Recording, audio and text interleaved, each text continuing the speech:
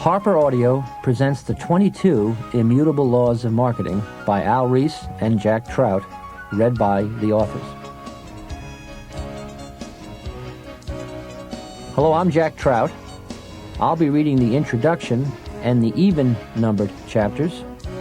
My partner Al Reese will be along to read the odd-numbered chapters as well as the ending.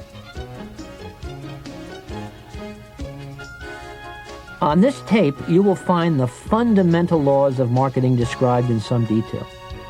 Once you open your mind to the possibility that there are immutable laws of marketing, it's easy to see what they are. In truth, they are obvious. We have been studying what works in marketing and what doesn't work for 25 years. What we have found is that programs that work are almost always in tune with some fundamental force in the marketplace. And you can build a brilliant marketing program only to have one of the immutable laws knock you flat if you don't know what they are. After years of working on marketing principles and problems, we have distilled our findings into the basic laws that govern success or failure in the marketplace. We call these principles the immutable laws of marketing, and there are 22 of them. Violate them at your own risk. Hi, I'm Al Reese, and here's the first immutable law of marketing. 1. The law of leadership. It's better to be first than it is to be better. The basic issue in marketing is creating a category you can be first in. It's much easier to get into the mind first than to try to convince someone you have a better product than the one that did get into the mind first. The law of leadership applies to any product, any brand, any category. The law of leadership also applies to magazines, which is why Time leads Newsweek, People leads Us, and Playboy leads Penthouse. The law of leadership applies equally as well to hard categories like automobiles and computers. Jeep was the first in four-wheel drive off-the-road vehicles. Acura was first in luxury Japanese cars. IBM was the first in mainframe computers. Sun was first in workstations. Jeep, Acura, IBM, and Sun are all leading brands. The first minivan was introduced by Chrysler. Today, Chrysler has only 10% of the car market, but 50% of the minivan market. Is the essence of car marketing making better cars or getting into the market first? The first desktop laser printer was introduced by a computer company, Hewlett-Packard. Today, HP has only 5% of the personal computer market, but 45% of the laser printer market. One reason the first brand tends to maintain its leadership is because the name often becomes generic. Xerox, the first plain paper copier, became the name for all plain paper copiers. People will stand in front of a Ricoh or a Sharp or a Kodak machine and say, "How do I make a Xerox copy?" They will ask for the Kleenex when the box clearly says Scott. They will offer you a Coke when all they have is Pepsi-Cola. How many people ask for cellophane tape instead of Scotch tape? Not many. Most people use brand names when they become generic. Band-Aids, fiberglass, Formica, Gore-Tex, Jell-O, Crazy Glue, Q-tips, Saran Wrap, and Velcro, to name a few. If you're introducing the first brand in a new category, you should always try to select a name that can work generically. Lawyers advise the opposite, but what do they know about the laws of marketing? Not only does the first brand usually become the leader, but also the sales order of follow-up brands often matches the order of their introductions.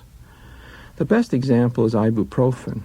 Advil was first, Nuprin was second, and Metaprin was third. That's exactly the order they now enjoy. Advil has 64% of the ibuprofen market, Nuprin has 20%, and Metaprin has 8%. The fourth brand that entered the market was Motrin IB. Even though it had the powerful prescription name for ibuprofen, Motrin's market share is even less than Metaprin. Keep in mind that Advil was introduced with a same as Motrin theme.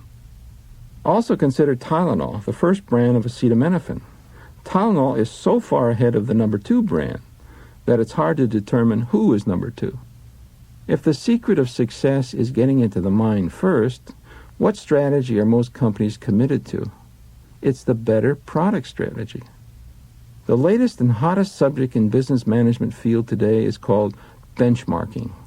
Touted as the ultimate competitive strategy, benchmarking is the process of comparing and evaluating your company's products against the best in the industry.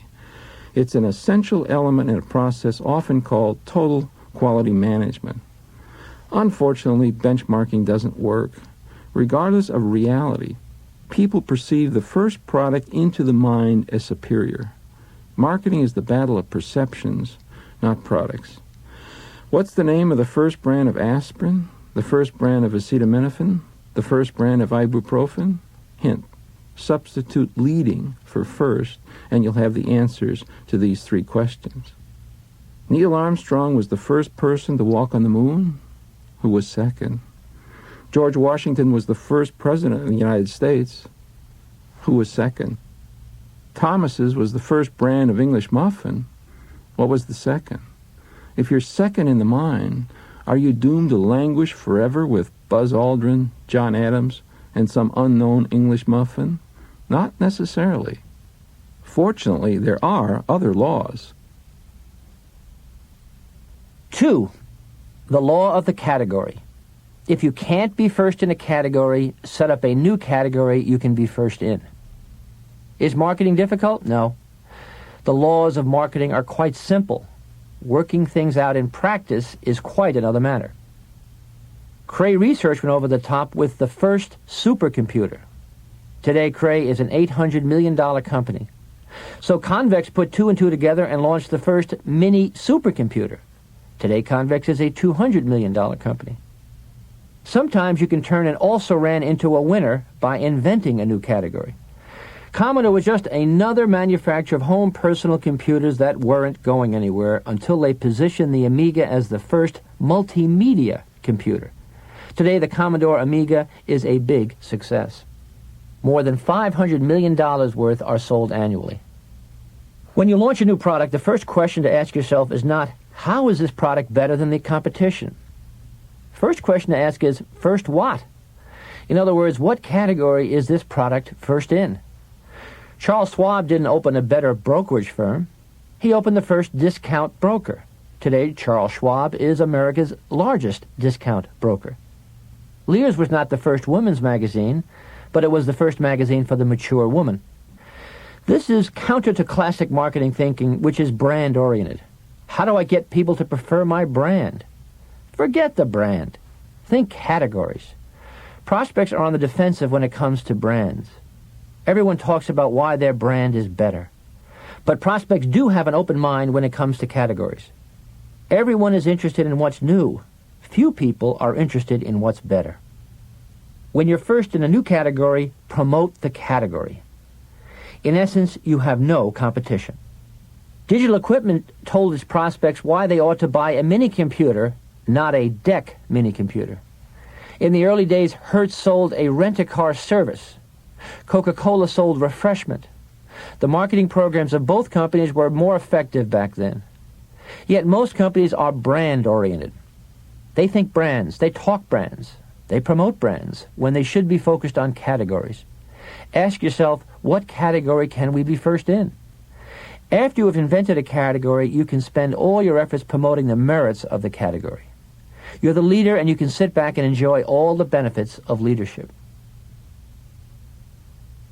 3. The law of the mind. It's better to be first in the prospect's mind than to be first in the marketplace. Dumont invented the first commercial television set. Duryea introduced the first automobile, and Hurley introduced the first washing machine. All are gone. Is something wrong with the law of leadership? No, but the law of the mind modifies the law of leadership. It's better to be first in the mind than it is to be first in the marketplace, which, if anything, understates the importance of being first in the mind. Being first in the mind is everything in marketing. Being first in the marketplace is important only to the extent that it allows you to get into the mind first. For example, IBM wasn't first in the marketplace with a mainframe computer. Remington was first with UNIVAC. But thanks to a massive marketing effort, IBM got into the mind first and won the computer battle early. The law of the mind follows from the law of perception. If marketing is a battle of perception, not product, then the mind takes precedence over the marketplace. Thousands of would-be entrepreneurs are tripped up every year by this law. Someone has an idea or a concept they believe will revolutionize an industry, as well it may. The problem is getting the idea or concept into the prospect's mind. The conventional solution to the problem is money. That is, the resources to design and build product or service organizations, plus the resources to hold press conferences, attend trade shows, run advertisements, and conduct direct mail programs. Unfortunately, this gives rise to the perception that the answer to all marketing questions is the same: money. Not true. More money is wasted in marketing than in any other human activity outside of government activities, of course. Once someone else gets into your prospect's mind, you can't take away their position with money alone. You can't change a mind once a mind is made up. Wang was first in word processors, but the world passed them by and went on to computers.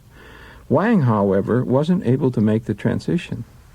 In spite of spending millions of dollars promoting their personal and mini computers, Wang is still perceived as a word processor company. Xerox was the first in copiers and then tried to get into the computer business. 25 years and $2 billion later, Xerox has made very little progress in computers. You want to change something in a computer? Just type over or delete the existing material. You want to change something in a mind? Forget it. Once a mind is made up, it rarely, if ever, changes. The single most wasteful thing you can do in marketing is to try to change a human mind. If you want to make a big impression on another person, you cannot worm your way into their mind and then slowly build up a favorable opinion over a period of time. The mind doesn't work that way. You have to blast your way into the mind. The reason you blast instead of worm is that people don't like to change their minds. Once they perceive you one way, that's it. They kind of file you away in their minds as a certain type of person. You cannot become a different person in their minds. The only way to change that perception is to become a different kind of person in someone else's mind, so that the majority overwhelms the minority. If one finds they are out of touch with the majority, they will sometimes change their mind. But you haven't changed their mind, other people have. One of the mysteries in marketing is the role of money. One day a few dollars can work a major miracle. The next day, millions of dollars can't save a company from going under. When you have an open mind to work with, even a small amount of money can go a long way. Apple got off the computer ground with $91,000 contributed by Mike Markula. Today, Apple is not only a survivor, but also the leading brand of home personal computer. Apple's problem of getting into the mind was helped by its simple, easy-to-remember name. On the other hand, Apple's competitors had complicated names which were difficult to remember. In the early days, 5 personal computers were in position on the launching pad: Apple II, Commodore PET, IMSA 8080, MIT's Altair 8800, and the Radio Shack TRS-80. Ask yourself, which name is the simplest and easiest to remember? And then ask Commodore, IMSA, MIT's, and Radio Shack why they didn't give their products a simpler name. The laws of marketing are simple. The ability of the human race to complicate things knows no bounds. 4. The law of perception.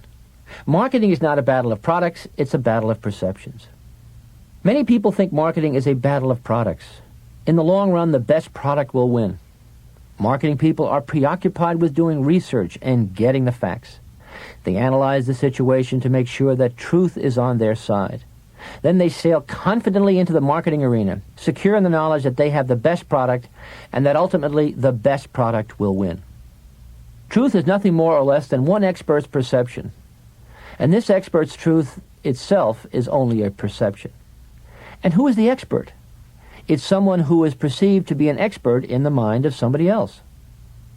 If truth is so elusive, why is there so much discussion in marketing about the facts? Marketing people focus on facts because they believe in objective reality. It's also easy for marketing people to assume that truth is on their side. If you think you need the best product to win a marketing battle, then it's easy to believe you have the best product. All that's required is a minor modification of your own perceptions. Changing a prospect's mind is another matter. People are seldom, if ever, wrong, at least in their own minds. It's easy to see the power of perception over product when the products are separated by some distance. For example, the three largest selling Japanese imported cars in America are Honda, Toyota, and Nissan. Most marketing people think the battle between the three brands is based on quality, styling, horsepower, and price. Not true. It's what people think about a Honda, a Toyota, or a Nissan that determines which brand will win. Marketing is a battle of perceptions. Japanese automobile manufacturers sell the same cars in the United States as they do in Japan. If marketing were a battle of products, you would think that the same sales order would hold true for both countries. After all, the same quality, the same styling, the same horsepower, and roughly the same prices hold true for Japan as they do for the United States. But in Japan, Honda is nowhere near the leader. There, Honda is in third place behind Toyota and Nissan. Toyota sells more than 4 times as many automobiles in Japan as Honda does. What's the difference between Honda in Japan and Honda in the U.S.? The products are the same, but the perceptions in the mind are different. If you told friends in New York you bought a Honda, they might ask you, what kind of car did you get? Did you get a Civic, an Accord, or a Prelude? If you told friends in Tokyo you bought a Honda, they might ask you, what kind of motorcycle did you buy? In Japan, Honda got into the mind as a manufacturer of motorcycles, and apparently most people don't want to buy a car from a motorcycle company. Marketing is a battle of perceptions, not products. Marketing is the process of dealing with those perceptions. Some soft drink executives believe that marketing is a battle of taste. Well, New Coke is number one in taste. The Coca-Cola Company conducted 200,000 taste tests that proved that New Coke tastes better than Pepsi-Cola, and Pepsi tastes better than their original formula, now called Coca-Cola Classic. So who is winning the marketing battle? The one that research has proven to taste the best, New Coke, is in third place. The one that research shows tastes the worst, Coca-Cola Classic, is in first place. You believe what you want to believe. You taste what you want to taste. Soft drink marketing is a battle of perceptions, not a battle of taste. What makes the battle even more difficult is that customers frequently make buying decisions based on second-hand perceptions. Instead of their own perceptions, they base their buying decisions on someone else's perception of reality. This is the everybody knows principle. Everybody knows that the Japanese make higher quality cars than Americans do. If you had a bad experience with a Japanese car, you were just unlucky, because everybody knows the Japanese make high-quality cars. Conversely, if you had a good experience with an American car, you were just lucky, because everybody knows that American cars are poorly made. Marketing is not a battle of products, it's a battle of perceptions. 5. The law of focus. The most powerful concept in marketing is owning a word in the mind. Not a complicated word, not an invented one. The simpler words are best, words taken right out of the dictionary. This is the law of focus. You burn your way into the mind by narrowing the focus to a single word or concept. It's the ultimate marketing sacrifice.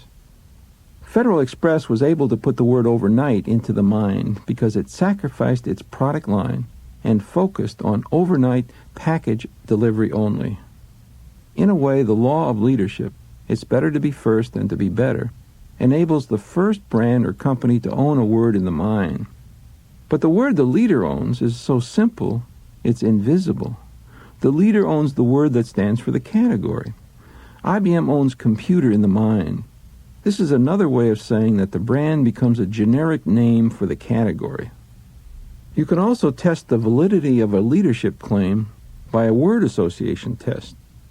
If the given words are computer, copier, chocolate bar, and cola, the 4 most associated words are IBM, Xerox, Hershey's, and Coke. An astute leader will go one step further to solidify their position. Heinz owns the word ketchup in the mind. But Heinz went on to isolate the most important ketchup attribute. Slowest ketchup in the West is how Heinz is preempting the thickness attribute. Owning the word slow helps Heinz maintain a 50% market share. If you're not a leader, then your word has to have a narrow focus. Even more important, however, your word has to be available in your category. No one else can have a lock on it. The essence of marketing is narrowing the focus. You become stronger when you reduce the scope of your operations. You can't stand for something if you chase after everything.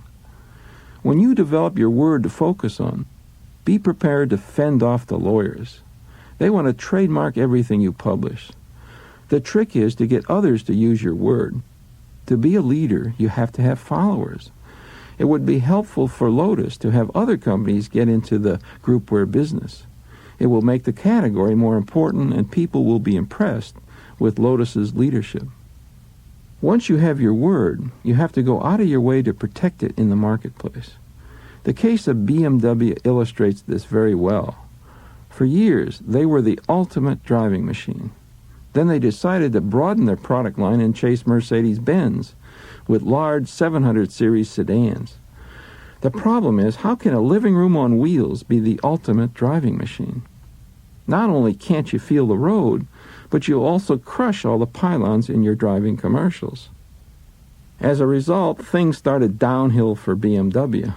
Luckily, they have recently introduced a new small BMW and are emphasizing driving once again. They have regained their focus. The law of focus applies to whatever you're selling or even unselling, like drugs, for example. The anti-drug crusade on television and in magazines suffers from a lack of focus. There is no one word driven into the minds of drug users that could begin to unsell the drug concept. Anti-drug advertising is all over the map. You'd think the anti-drug forces, who after all are professionals, would have taken a leaf from the amateurs who are fighting the abortion issue. Both sides of the abortion issue have focused on single, powerful words, pro-life and pro-choice. The anti-drug forces should do the same. Focus on a single, powerful word. What the campaign ought to do is to make drugs what cigarettes are today, socially unacceptable. One word that could do this is the ultimate down word, loser. Since drug usage causes all kinds of losses, job, family, self-esteem, freedom, life, a program that said drugs are for losers could have a powerful impact, especially on the recreational user who is more concerned with social status. The law of focus could help solve one of society's biggest problems. 6. The law of exclusivity.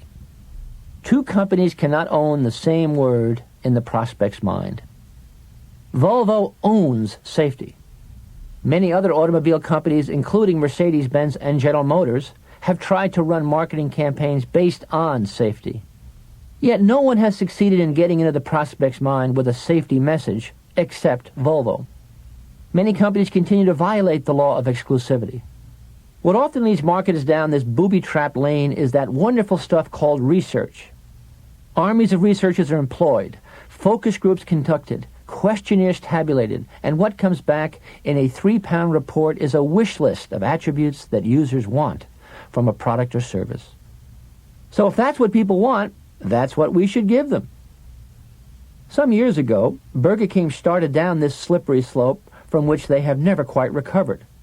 A market study showed that the most popular attribute for fast food was fast. No big surprise there.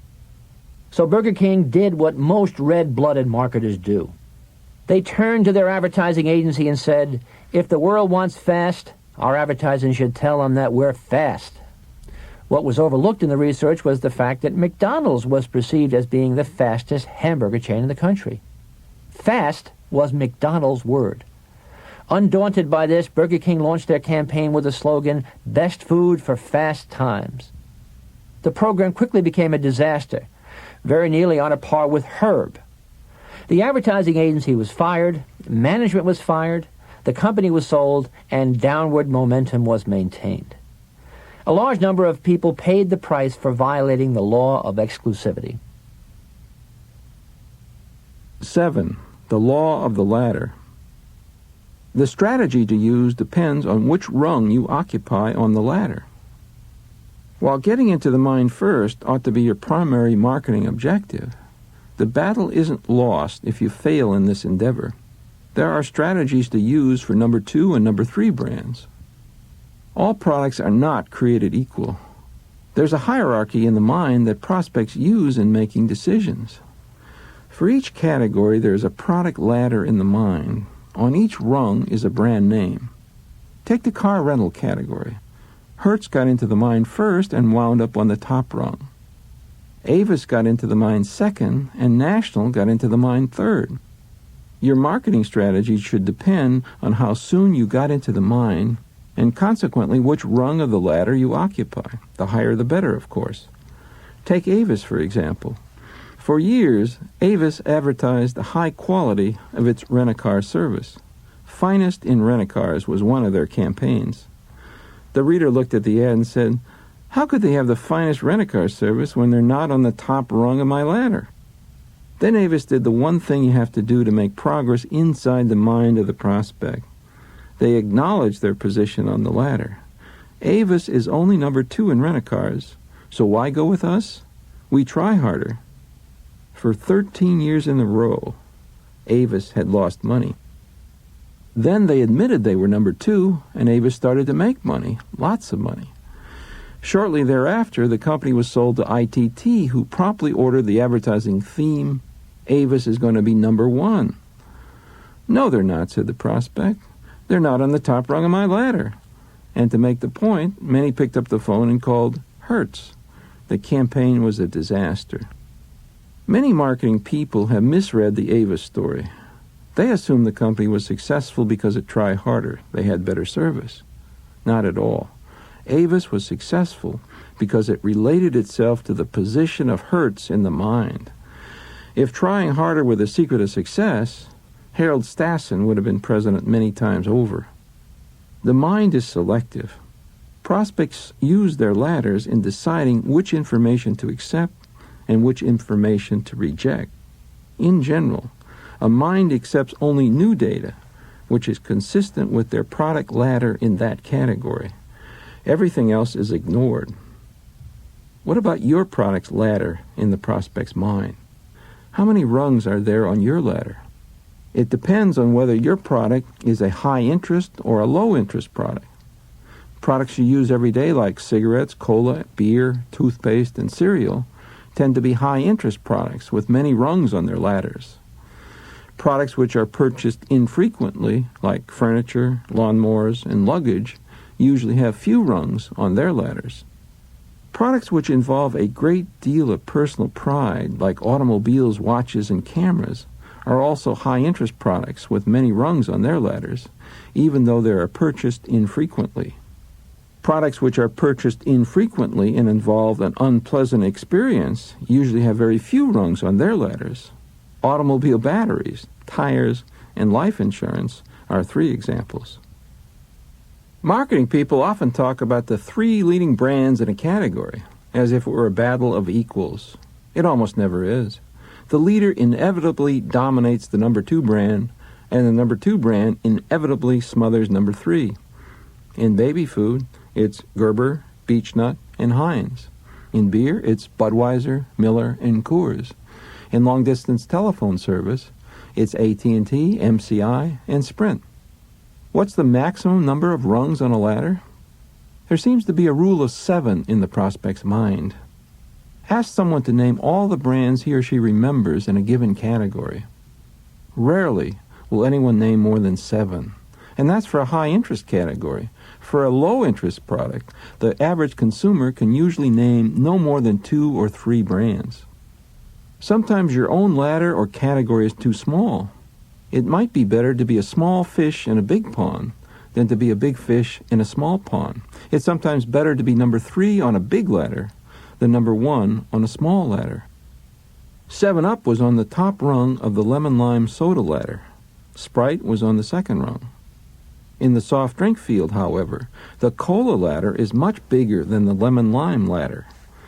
So 7-Up climbed on the cola ladder with a marketing campaign called the Un-Cola. By linking the product to what was already in the mind of the prospect, 7-Up established itself as an alternative to Coke and Pepsi. As tea is to coffee, 7-Up became the alternative to a cola drink, and 7-Up sales climbed to where the brand was the third largest selling soft drink in America. 8. The law of duality. In the long run, every market becomes a two-horse race. Early on, a new category becomes a ladder of many rungs. Gradually over time, the ladder becomes a two-rung affair. When you take the long view of marketing, you find the battle usually winds up as a titanic struggle between two major players, usually the old reliable brand and the upstart. Look at the three long-distance telephone companies. AT&T has 62% of the market. MCI has 15%, and Sprint has 9%. Who will win and who will lose in the telephone wars? While the future is unknowable, a betting person would put his or her money on MCI. MCI won the battle with Sprint for second place. Now MCI ought to become the upstart alternative to old, reliable AT&T.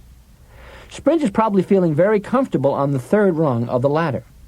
9% doesn't sound like much, but it translates into $6 billion in annual sales. And the market has been growing rapidly. Long term, however, Sprint is in serious trouble. Look what happened to Royal Crown Cola. Back in 1969, the Royal Crown Company revitalized its franchise system, 350 bottlers strong, and hired the former president of rival pet foods and a veteran of both Coke and Pepsi. The company also retained Wells Rich Green, a high-powered New York advertising agency. "We're out to kill Coke and Pepsi," declared Mary Wells Lawrence, the agency's head, to Royal Crown bottlers. "I hope you'll excuse the word, but we're going out for the juggler." The only brand that got killed was Royal Crown. In a maturing industry, third place is a difficult place to be. Take the domestic automobile industry. In spite of heroic measures undertaken by Lee Iacocca, Chrysler is in trouble. In the long run, marketing is a two-car race. Take the airline industry. American Airlines, with 20% of the market, got its nose out in front and will probably wind up as the Coca-Cola of the skies. The interesting battle is between Delta and United, tied at 18% apiece. One of these two will take off like Pepsi, and the other is headed down with Royal Crown. In the long run, marketing is a two-airline race. Successful marketers concentrate on the top two rungs. Jack Welch, the legendary chairman and CEO of General Electric, said recently, "Only businesses that are number one or number two in their markets could win in the increasingly competitive global arena. Those that could not were fixed, closed, or sold." It's this kind of thinking that built companies like Procter & Gamble into the powerhouses they are. In 32 of its 44 product categories in the U.S., P&G commands the number one or number two brands. Early on in the developing market, the number 3 or number 4 positions look attractive. Sales are increasing. New, relatively unsophisticated customers are coming into the market. These customers don't always know which brands are the leaders, so they pick ones that look interesting or attractive. Quite often, these turn out to be the number 3 or number 4 brands. As time goes on, however, these customers get educated. They want the leading brand, on the naive assumption that the leading brand must be better. 9. The law of the opposite. If you're shooting for second place, your strategy is determined by the leader. In strength there is weakness. Wherever the leader is strong is an opportunity for a would-be number 2 to turn the tables. Much like a wrestler uses his opponent's strength against him, a company should leverage the leader's strength into a weakness. If you want to establish a firm foothold on the second rung of the ladder, study the firm above you. Where are they strong? And how do you turn that strength into a weakness? You must discover the essence of the leader and then present the prospect with the opposite. Don't try to be better, be different. Coca-Cola is a 100-year-old product. Only 7 people in the history of the world know the Coke formula, which is kept locked in a safe in Atlanta. Using the law of the opposite, Pepsi-Cola reversed the essence of Coca-Cola to become the choice of a new generation, the Pepsi generation. When you look at a given product category, there seems to be 2 kinds of people. There are people who want to buy from the leader, and there are people who don't want to buy from the leader. A potential number 2 brand has to appeal to the latter group. In other words, by positioning yourself against the leader, you take business away from all the other alternatives to number 1. If old people drink Coke and young people drink Pepsi, there's nobody left to drink Royal Crown Cola. Yet too many potential number 2 brands try to emulate the leader. This is usually an error. You must present yourself as the alternative. Marketing is often a battle for legitimacy. The first brand that captures the concept is often able to portray its competitors as illegitimate pretenders. A good number 2 can't afford to be timid. When you give up focusing on number 1, you make yourself vulnerable not only to the leader, but to the rest of the pack.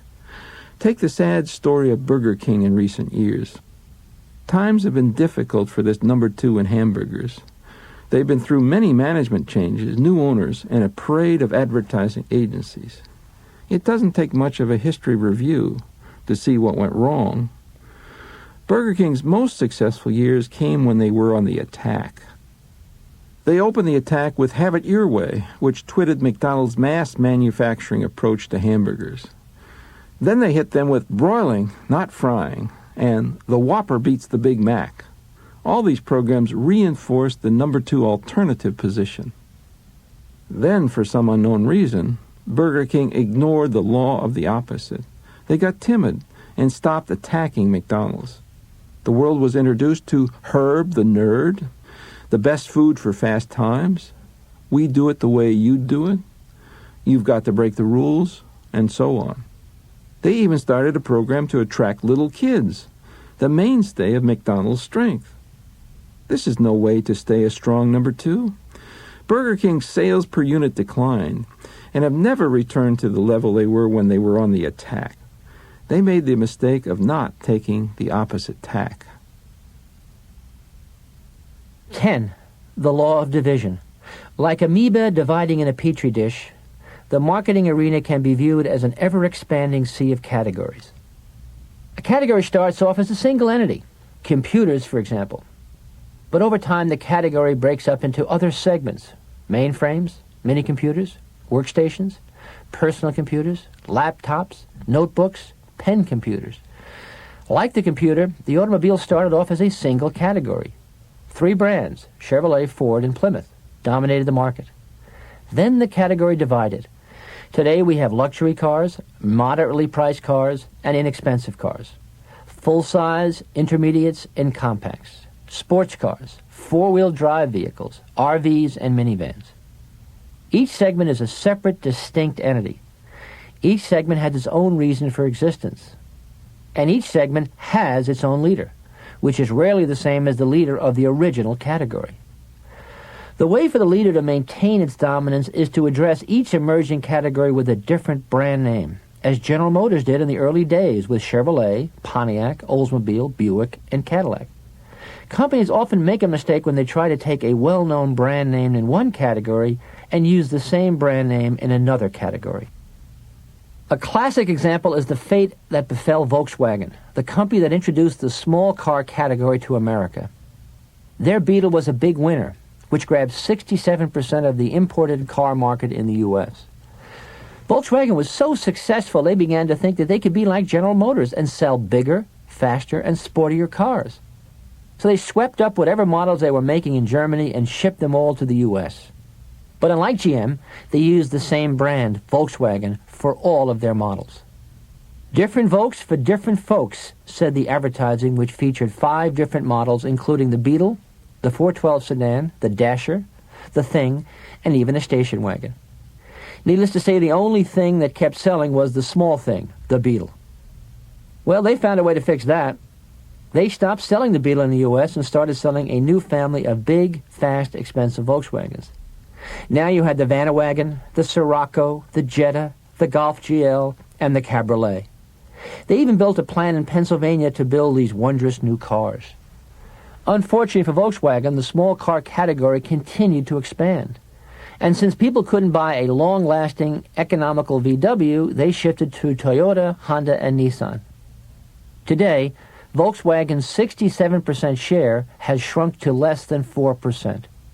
Recently, they even had to ship cars back to Germany that they couldn't sell in the U.S. Volkswagen isn't some minor European brand like Saab or Alfa Romeo. Volkswagen is the largest selling automotive brand in Europe. The cars VW sells in the U.S. are the same ones they sell in Europe. Only the minds of the people buying them are different. In America, Volkswagen means small and ugly. Nobody here wants to buy a big, beautiful Volkswagen. One of their competitors, Honda, decided to go upmarket. Rather than use the Honda name in the luxury car market, they introduced the Acura. And they even took the painful and expensive step to set up separate Acura dealerships to avoid confusion with the Honda. The Acura became the first Japanese luxury car in the U.S. Honda now has the leading brand in 2 categories. What keeps leaders from launching a different brand to cover a new category is the fear of what will happen to their existing brands. General Motors was slow to react to the super premium category that Mercedes and BMW had established. One reason was that a new brand on top of Cadillac would enrage their present Cadillac dealers. Eventually, they tried to take Cadillac upmarket with the $54,000 Alante. It bombed. Why would anyone spend that kind of money on a Cadillac, since their neighbors would probably think they paid $30,000 or so? No prestige. A better strategy for General Motors might have been to put a new brand into the Mercedes market. Timing is also important. You can be too early to exploit a new category. Back in the 50s, the Nash Rambler was America's first small car. But American Motors either didn't have the courage or the money to hang in there long enough for the category to develop. By the time the Beetle, Toyota, Datsun, and Honda began to impress America with the fact that smallness is goodness, the Rambler had slipped into automotive history. It's better to be early than late. You can't get into the mind first unless you're prepared to spend some time waiting for things to develop. 11. The law of perspective. Marketing effects take place over an extended period of time. The long-term effects of marketing are often the exact opposite of the short-term effects. In everyday life, there are many examples of short-term gains and long-term losses. Crime being a typical example. If you rob a bank for $100,000 and wind up spending 10 years in jail, you either made $100,000 for a day's work or $10,000 a year for 10 years of labor. It depends on your point of view. Inflation can give the economy a short-term jolt, but in the long run, inflation leads to recession. In the short term, overeating satisfies the psyche, but in the long run, it causes obesity and depression. In many other areas of life, spending money, taking drugs, having sex, the long-term effects of your actions are often the opposite of the short-term effects. Why then is it so hard to comprehend that marketing effects take place over an extended period of time? Take the line extension. In the short term, line extension invariably increases sales. The beer industry clearly illustrates this effect. In the early 70s, Miller High Life was barreling along with sales increases averaging 27% a year. Miller's success was fueled by Miller Time, a blue-collar campaign focused on rewarding yourself at the end of the day with a Miller beer. Then Miller got greedy, and in 1974 introduced Miller Lite, a brilliant concept. Short-term, the two Millers could coexist. The blue-collar beer, High Life, and the yuppie beer, Light. But long-term, line extension was bound to undermine one or the other brand. The high water mark for Miller High Life was 1979, 5 years after the introduction of Miller Lite. In those 5 years, Miller High Life annual sales almost tripled, from 8.6 to 23.6 million barrels. This was a short-term effect of line extension. The long-term effect was grim.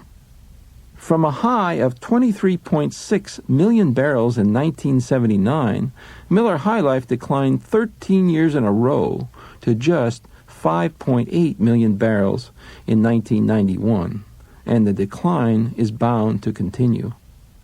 Nor has Miller Lite been immune to the ravages of line extension.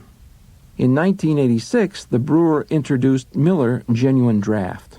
The brand took off because it was the first beer in a new category. Unfortunately, the brand also carried the Miller name. History repeats itself. 5 years later, Miller Lite peaked in sales and started to decline. Once started, the decline is almost impossible to stop.